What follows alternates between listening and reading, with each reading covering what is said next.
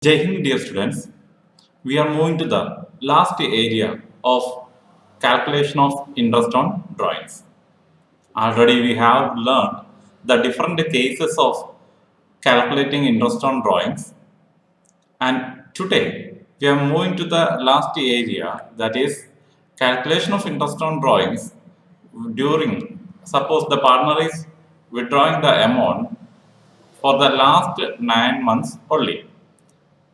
Suppose the partner is withdrawing the amounts only for the last 9 months. In the previous case, we learned withdrawing amount by the partner only for the last 6 months in an year. Here in this case, the partner is withdrawing money from the firm only for last 9 months in an year, not for the whole months. Okay, so how to calculate the average period is the first concept. Average period. So instead of 12 or 6, here you have to keep in mind the number of months, total number of months they are withdrawing. So that is 9 months. So if it is in the beginning of the month, they are withdrawing money for 9 months, and the withdrawing will be in the first day of each month. The average period is calculated like this: 9 plus 1 divided by 2. So 10 by 2, 5 months is the average period. Once again, if the partners are withdrawing amount for 9 months and every month they are withdrawing the amount at the beginning of the month. At the beginning means the first day of the month. So the number of months remaining is 9 in the first withdrawal, plus the number of months remaining in the last withdrawal is 1. Most probably it will be on 31st December. Sorry, 1st December. So the remaining number of months is 1. If it is in the case of an year, financial year ending 31st March, first day of March will be the last day on which the partner is withdrawn. So average period is 9 plus 1 divided by 2, 5 months. If the partner is withdrawing at the end of each month, average will be equal to, end means suppose the financial year is between January and December. First withdrawal on after first 3 months, you have to remember 9 months means after the first 3 months, means January, February and March. So first withdrawing will be on April last day, and the last withdrawing will be, so remaining months, number of months 8, and after the last withdrawing will be on 31st December. So remaining number of months 0. So 8 plus 0 by 2, 4. If it is in the middle of each month, so in the middle of April, maybe April 15th, remaining number of months 8.5, plus at the end means withdrawn on December 15, remaining months 0.5. So 8.5 plus 0.5, 9 by 2, 4.5 months. Remember how to calculate the average period. Here we have to take only 9 months for the calculation of interest on drawings. Next, we have to learn this in detail by solving a problem. Here, Amal is a person who is withdrawing 5,000 every month, and it is for the last 9 months. Not withdrawing for the whole year, withdrawing for the last 9 months. Interest rate is 10. We have to calculate the interest on drawings if he is making the drawings on the beginning of each month, end of each month and middle of each month. So let us look at the solution. Remember, here total drawings will be calculated like this. Why we are taking 9? We are withdrawing the amount for 9 months. So 5,000 into 9 is equal to 45,000, the total amount of drawings. So let us look at the first case. In the beginning of each month, interest on drawings is equal to total amount of drawings into 10 by 100 rate and the average period 5 by 12. We will get 1875. Once again, remember, total drawings is equal to monthly drawings into the total number of months withdrawn. So total amount 45,000, and the first drawings, interest on drawings is calculated when the partner is withdrawing in the beginning of each month. So 45,000 into 10 by 100 into average period 5 by 12. The same if it is the end of each month. Interest on drawing is equal to total amount of drawings 45,000 into rate by 100, 10 by 100 into average period 4 by 12. So the amount is 1500.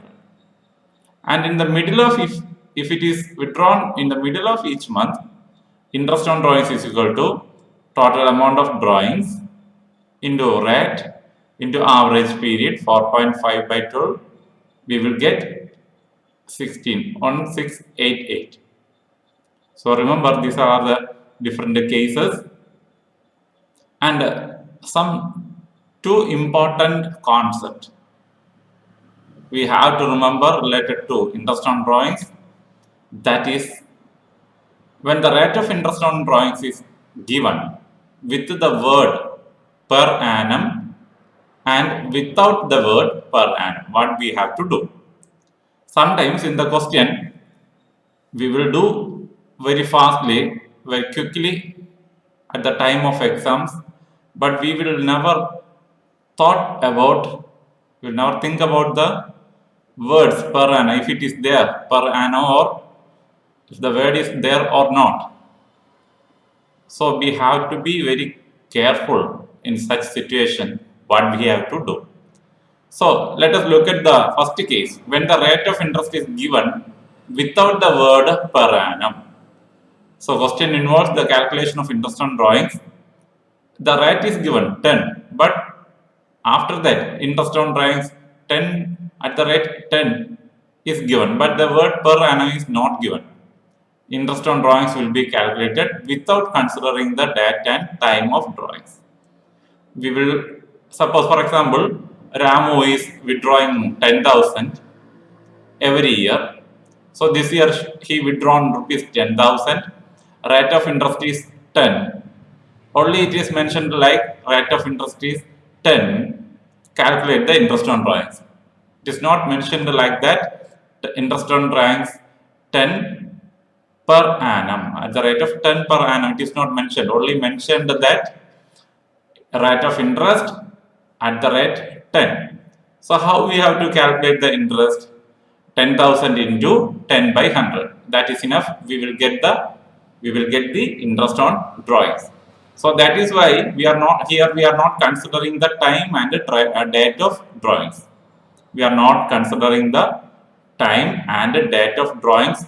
Simply we are using the calculation of percentage, the total amount of drawings into percentage, 10 by 100. So remember, when the word per annum is not given in the question. And the second case, when the rate of interest is given with the word per annum, but the time and date of drawing is not given. The rate of drawing is it involves per annum. Interest on drawings at the rate of 10 per annum. But the time and the date of drawing is not given. At that time, we have to calculate the interest on drawings by multiplying with the average period as 6 by 12. We have to take average period as 6. Per annum is given, but the date on which drawing is made, it is not given. So we have to take average period as 6 months. So remember here, interest with the per annum, the word per annum is given, but the time and date of drawing is not given. So what we have to do? We have to multiply the average period In the first case, we are not taking any average period. Second case, we have to take the average period as 6 by 12. Let us look at this question.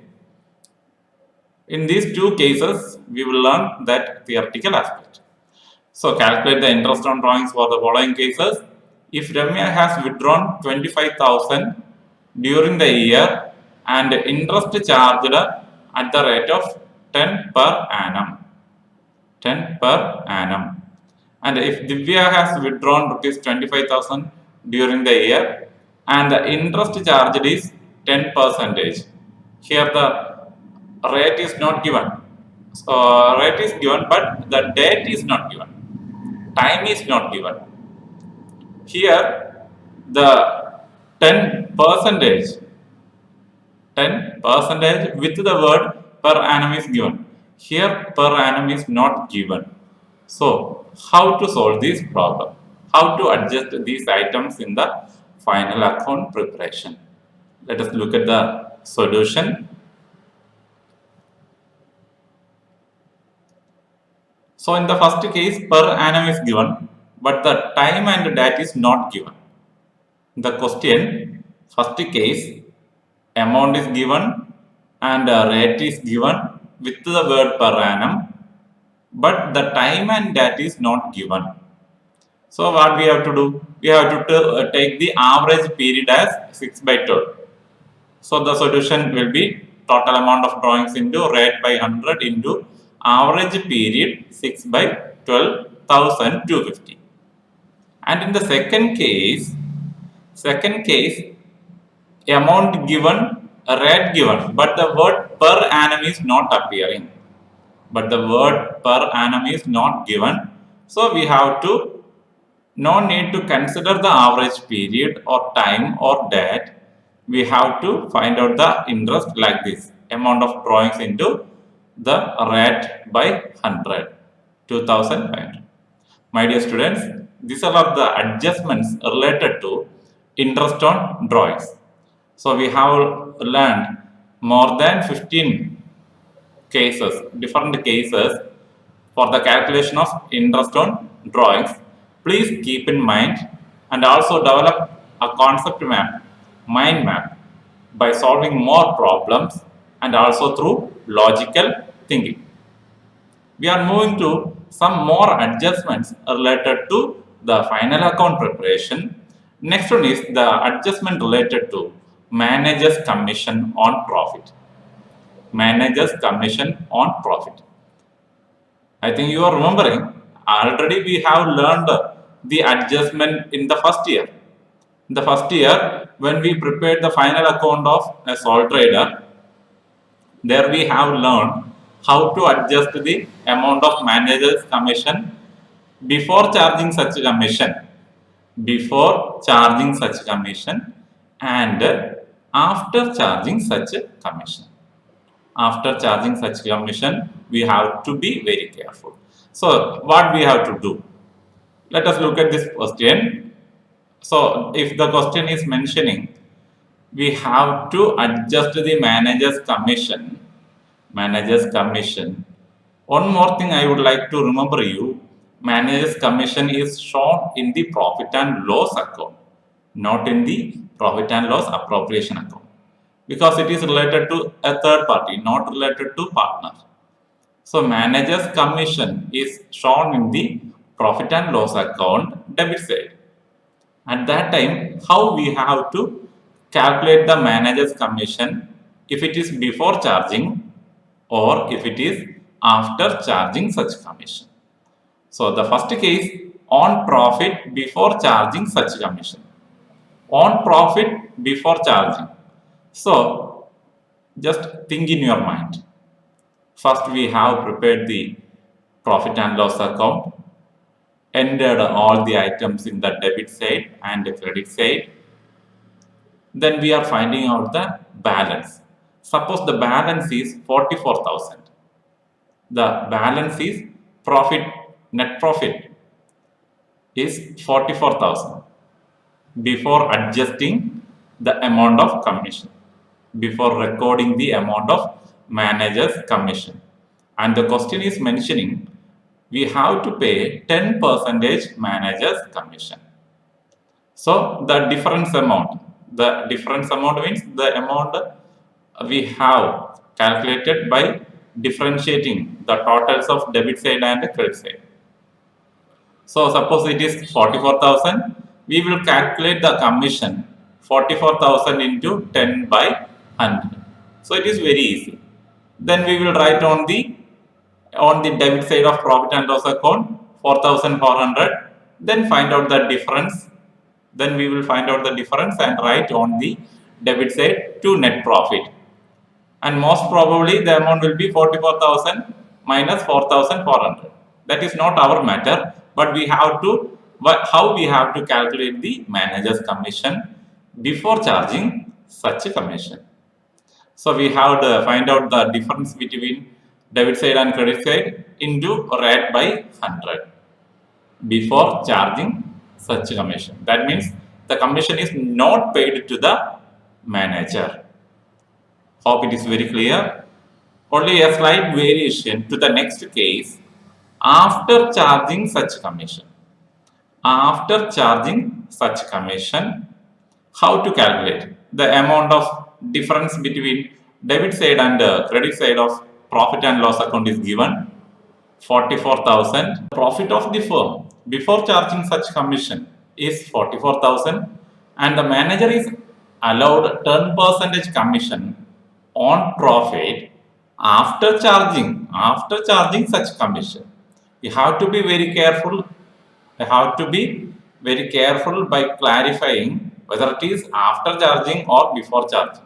So if it is after charging, what we have to do? So we have to calculate the amount of commission like this. Total amount of profit into 10 by 110. How 110 comes? The percentage. 100 plus the percentage. So this is the value of commission for the manager. So remember how to calculate the manager's commission if it is after charging.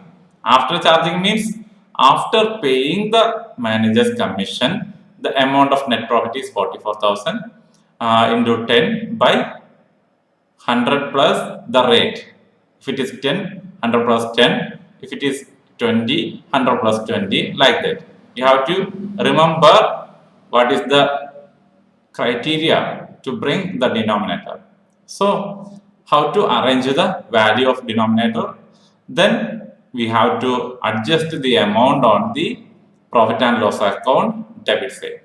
So this is related to manager's commission. Remember the same adjustment you have learned in the 11th class. Then we have to learn two more items. One is how to adjust the amount of interest on partner's loan. So why and how the interest is paid to partner's loan?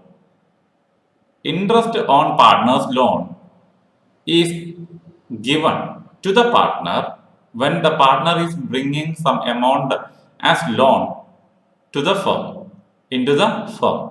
So it is a charge against profit.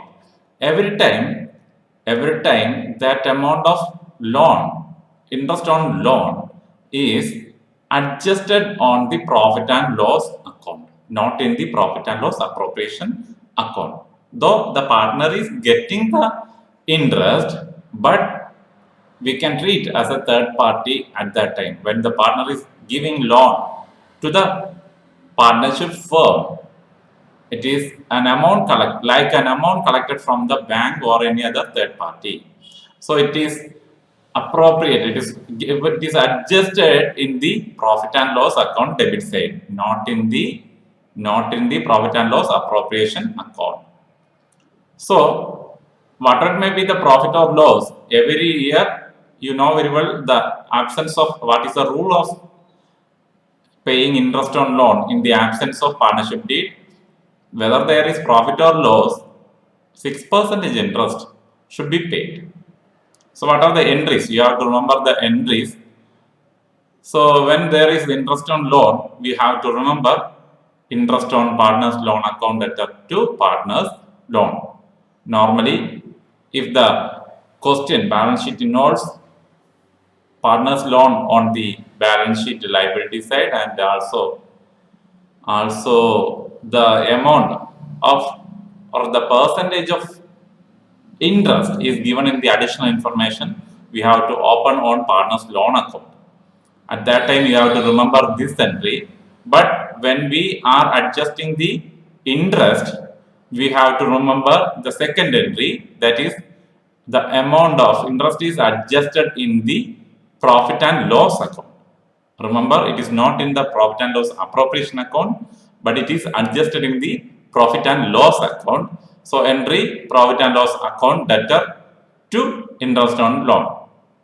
So whatever may be the percentage, whether it may be 6 or more, we have to record or debit the amount in the profit and loss account. Hope it is very clear. And there is one more item, rent to a partner. Rent to a partner. Sometimes, for example, my partnership firm uses one of my partner's building or any other fixed asset. At that time, I have to pay rent to that partner. Rent to that partner. When I am using the fixed asset, maybe building or land or any other fixed asset, at that time, I am giving interest, sorry, not interest, rent to the partner. What we have to? We have to show the same item, the value of rent, on the debit side of profit and loss account. On the debit side of profit and loss account, not in the profit and loss appropriation account. It is also a charge against profit. A charge against profit. You know, charge against profit means we are deducting that payments from profit. So it is debited on the profit and loss account. The entry is profit and loss account debtor to partner's rent. Hope all these areas are very clear for you. Remember, these are some additional informations that we have to adjust in the final account. When we are preparing the final account, these type of adjustments you have to keep in mind. So, any doubts, please ask to me in the comment box or in the time of discussion. Thank you for your patient listening. Do more problems as homework. You are the leaders. You can drive your minds in a positive way to develop all these concepts. Thank you for your patience and thank you for your support. Thank you so much.